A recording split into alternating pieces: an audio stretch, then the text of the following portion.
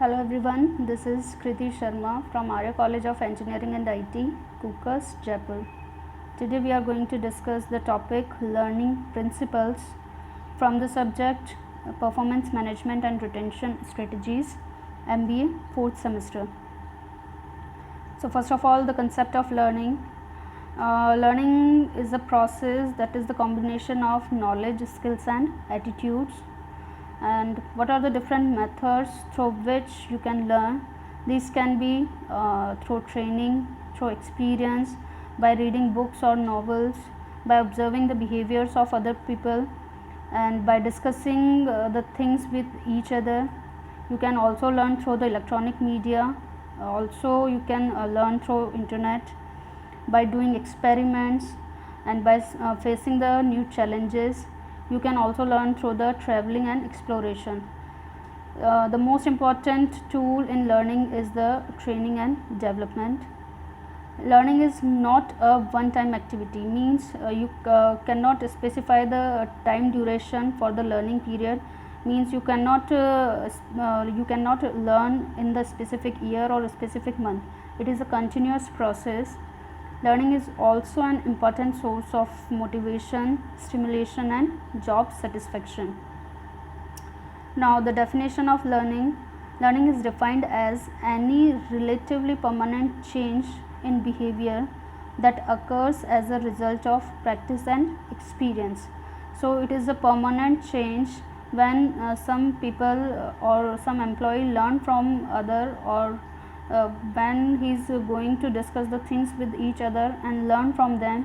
So it is a permanent process that can change his behavior also. So in this definition there are three important elements. First one, the learning is a change in behavior.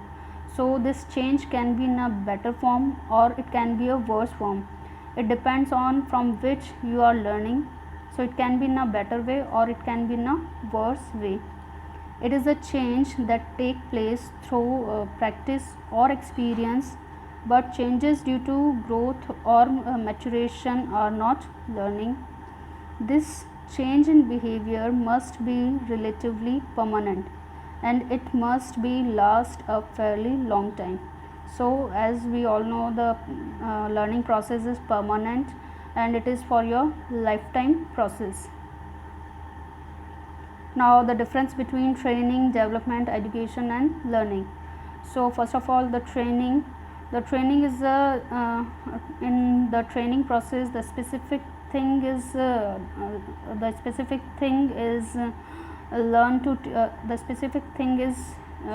taught by the specific persons.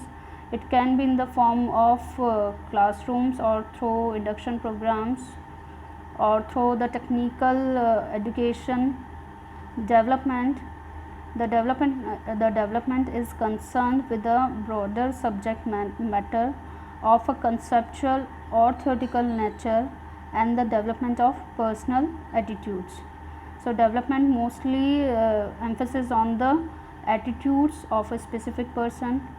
Education primarily involves the presentation of material which is provided by the faculties to the students, and the material which is going to use in this process is called the study material.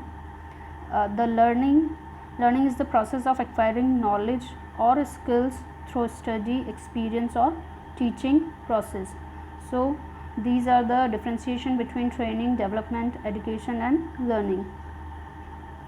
Now come to the point, what are the different principles of learning? These are readiness, exercise, effect, primacy, recency, intensity, requirement and freedom. So the first principle, that is readiness. The readiness implies a degree of concentration and eagerness. Individuals learn best when they are physically, mentally and emotionally ready to learn, and do not learn well if they see no reason for learning. So if you are not ready to learn something, or if you are not ready to get the knowledge, you can't learn anything from anyone. So When you are mentally and physically ready to learn something, only then you can learn anything from anyone.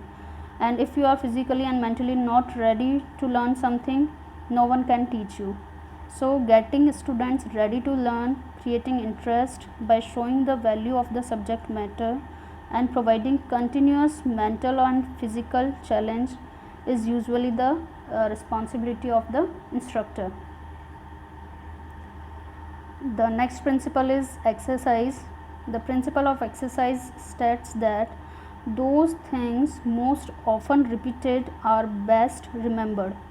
Means when you are continuously practicing about the something, that particular thing is remembered at most. It is the basic of drill and practice.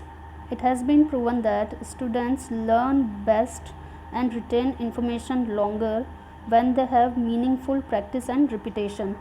Obviously, when you do the practice or when you do continue exercise to get a specialization in specific thing, only then you can learn about that particular technology or about the particular thing. So continuous exercise improves the quality of the persons and also increases the learning abilities of the person. The next principle is effect. The principle of effect is based on the emotional reaction of the student. It has the direct relationship to motivation. The principle of effect, that learning is strengthened when accompanied by a pleasant or satisfying feeling, and that learning is weakened when associated with an unpleasant feeling. Means when something is going to teach you or when something is going to learn you, if you are aware of that when doing this particular task you will be appraised after this, so it will boost up the energy of the students or it will boost up the energy of the employees. And in case if it is not appreciated by the other person, or it can or whether it is creating the unpleasant feeling, employees will not perform in the specific manner what the organization want from them. So every learning experience should contain elements that leave the student with some good feelings. Primacy. The state of being first often creates a strong, almost unshakable impression. Things learned first create a long impression in the mind that is difficult to erase. As we all know the saying, the first impression is the last impression. So what things you learn from the first impression, it is long lasting. It is almost impossible to erase that particular impression in the first meeting. So for the instructor, this means that what is taught must be right the first time. So what is going to teach in the first time, it should be correct, so the student can learn that particular thing in the lifelong manner. For example, a student learns a faulty technique, the instructor will have a difficult task correcting bad habits and reteaching correct ones. Obviously, when something is going to teach you, if the students having the bad habits, so it is almost a very impossible task, or it is a critical task to erase all that habits or to erase all these things from the student's mind and to reteach the correct things again. So the student's first experience should be positive always. The next principle is recency. The principle of recency states that things most recently learned are best remembered. Means the things which is done with the things which is done with you in recent, you are going to that particular thing remains in mind for a longer time. Conversely, the further a student is removed time wise from the new fact or understanding, the more difficult it is to remember.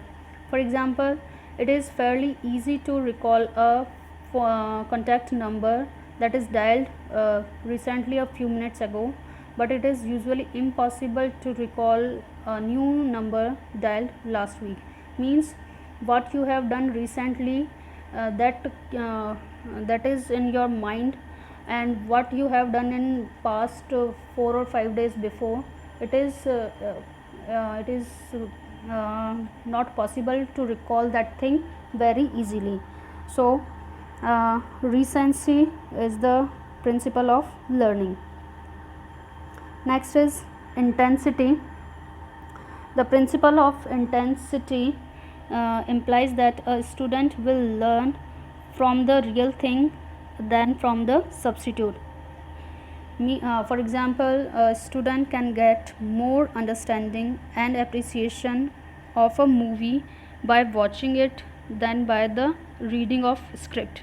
Means if the student is reading a book and trying to get the things by reading that book, it is typical task, rather than a student is watching a movie, and by watching that particular movie is going to learn more things which is not possible by reading the specific book. Likewise, a student is likely to gain greater understanding of task by performing than rather than reading the books, or rather than by reading them. So if the student is going to assign a task, it is easy to learn by performing that particular task rather than instructing to do that task in a particular way. So if you are performing the things, you can easily learn about them rather than by instructing or by providing or by reading the books. It is going to easy to perform the task in the real way. Requirements. The law of requirement states that we must have something to obtain or do something. It can be ability, skill, instrument, or anything that may help us to learn or gain something. A starting point or route is needed. For example, if you want to draw a person, what kind of things you need to draw a person? The materials that are required for it, to draw the sketch of the particular person: a paper, a pen, a line, a figure, and the goal is to draw the particular sketch of a person. So what are the basic requirements to learn about something? This should be determined first. Now the next principle is freedom. The principle of freedom states that things freely learned are best learned. Means if you are going to free the students, they can easily learn about something rather than by imposing the rules and regulations on them. The greater the freedom enjoyed by individuals within a society, the greater the intellectual and moral advancement enjoyed by society as a whole. Since learning is an active process, students have freedom: the freedom of choice, freedom of action, freedom to bear the result of actions. These are the three great freedoms that constitute personal responsibility. Means if you are providing the free environment to the students or to the employees, they will perform better rather than by imposing the rules and regulations on them. They will or they can perform better if the freedom is properly provided to them. Thank you.